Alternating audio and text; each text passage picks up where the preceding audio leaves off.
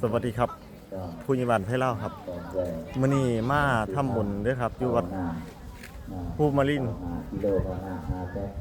นี่พามาทำบุญมาปลูกต้นไม้ที่นี่เห็นปะต้นไม้เตรียมตัวไว้ถ้าปลูกหลายต้นอยู่ดิ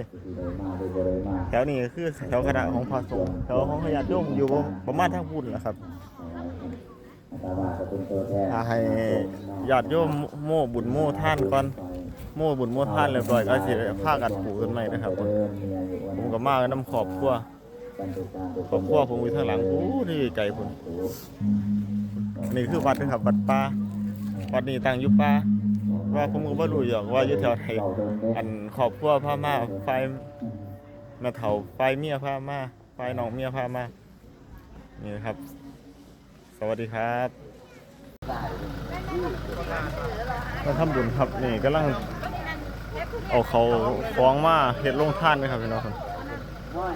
จะไม่ย้ายโซนลงมาเรื่อยอยู่มาเลี้ยงกันไว้อยู่นี่ก่อนไปแน่นี่จังแน่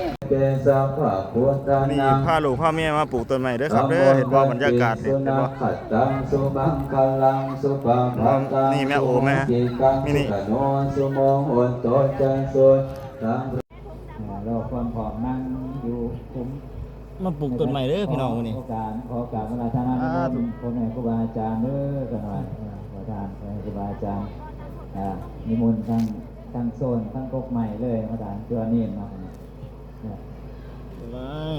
อยู่ดีมีแห้งสุขภาพแข็งแรงหาเงินหลายๆนอกแต่ต้นเดี๋ยวคงใส่เนาะ